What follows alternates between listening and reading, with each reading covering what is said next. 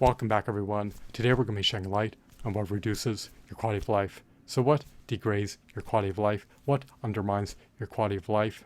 What puts a damper on your quality of life? Without further ado, without further delay, allow me to demystify that answer to that inquiry right here, right now. There are a myriad of exogenous factors that can perniciously impact your quality of life.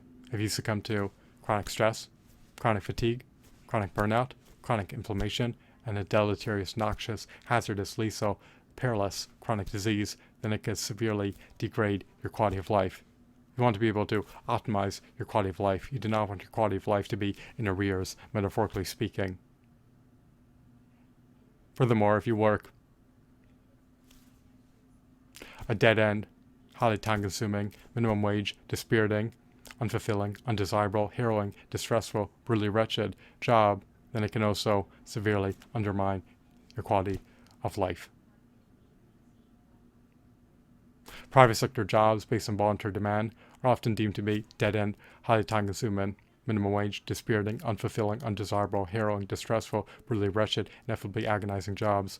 By working real private sector jobs based on voluntary demand, you are borrowing equity out of your health, life, time, happiness, dignity, and future wealth just for a modicum of fleeting, ephemeral fiat currency that does not even offer you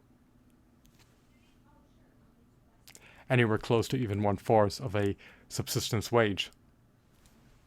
A goal of companies to maximize the wealth of their shareholders and maximize their profits. Their profits are reserved for their shareholders, the CEO, and the executives.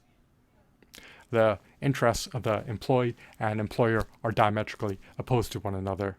They view their employees as expendable. They view their employees as exploitable, expendable, harvestable, capital livestock to be harvested for profiteering purposes. It is lamentable, it is unfortunate, and it is dismal, but it is what it is. How are the interests of the employer and employee unaligned and diametrically opposed to one another? Well, the employer always wants to pay the employee the absolute minimum amount of revenue for the absolute maximum amount of time worked, whereas the employee wants to be able to receive the absolute maximum amount of revenue for the minimum amount of time worked. In an employer market, employers hold all the cards, they have all the leverage. Begrudgingly,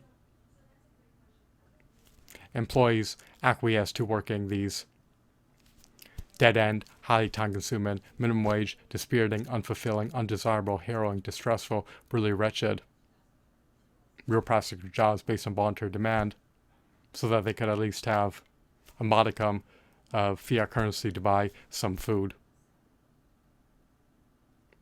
Working these jobs full-time does not even afford them with anything close to even 1/4 of a subsistence wage. What is a livable wage in the digital era? It is at least a mean net wage of $122 per hour. That's how much you would need to be able to net, so that after 20 years elapsed, after 2 decades elapsed, after 1/5 of a century elapsed, you'd be able to maintain a mediocre standard of living post-retiring. You would need to have at least $3,600,000 invested in the equities market and stocks that bear 2% dividend yields to be able to maintain a mediocre standard of living post-retiring. If you had at least $3,600,000 invested in the equities market and stocks that bear 2% dividend yields, then you would be able to receive $6,000 in dividend payouts per month, or $72,000 in dividend payouts annually. It's the cost of living perpetually amplifying to an unprecedented height, and with the standard of living precipitously plunging to an unprecedented low standard of living. You more than ever need at least $72,000 on autopilot from your recurring revenue streams as an aggregate to be able to afford to maintain a mediocre standard of living post-retiring. If you do not have investment securities, then you can work as an entrepreneur and produce monetizable intellectual properties and hope that they can generate enough cash inflows to allow you to net at least $72,000 in net income per year. But if you're going to work a job for an employer, then you should strive to earn at least a mean net wage of $122 if you want to be able to retire after 20 years elapsed. However, if you're willing to work full-time for 40 years in lieu of 20 years, which would be at least 83,200 hours over the course of those 40 years, then you would need to earn a mean net wage of $78 so that by the time you're retired after 40 years elapsed, you would have at least $3,600,000 invested in the equities market, in equities that bear at least 2% dividend yields. It's critical to have at least $72,000 on autopilot post-retiring, and they can be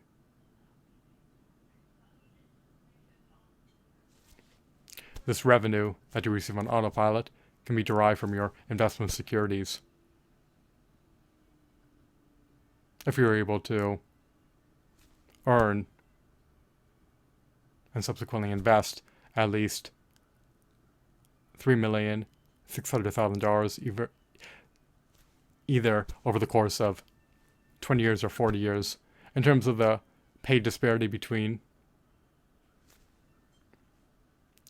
the CEO and the system manager, based on the disparity in the pay grade between the CEO and the system manager, they deem 1 second of the CEO's time to be commensurate to 2 hours of the system manager's time. This means that based on the pay disparity in income between the CEO and the system manager, they deem his time to be worth at least 743,000% more than the system manager. This ultimately means that if the assistant manager were to work full-time over the course of 5 decades, half of a century, or 50 years, for at least 104,000 hours, he would still gross less revenue than the CEO grosses in under 15 hours. So do not depend on an employer to even provide you with enough revenue to even attain your utmost lowest level needs that are relegated to the bottom tier of Maslow's hierarchy of needs pyramid. They'll always pay you the absolute minimum amount or even less than minimum wage. Some jobs just pay purely based on a commission basis. Furthermore, when you work for an employer, not only does it pay an infinitesimal, non-subsistence wage that provides you with no basis for having a future, but also caps your earnings potential. You never want to be stymied, stifled. You never want to stagnate, nor regress. You always want to be able to move your life in a forward-moving trajectory.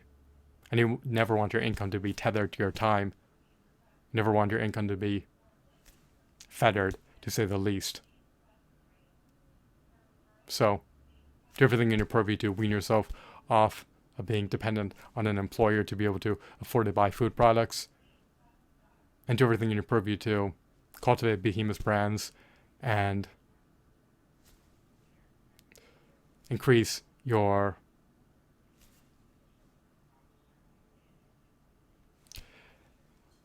product catalog and your prodigious content reservoir so that you can produce more monetizable intellectual properties that have the latent potential to generate revenue in perpetuity, so that hopefully your recurring revenue streams as an aggregate can generate enough cash inflows to offset your recurring expenses. There are an exorbitant amount of factors that reduce your quality of life. If you're depressed, if you're anxious, if you're miserable, if you wallow in misery each and every day, if you are besieged by chronic stressors, if you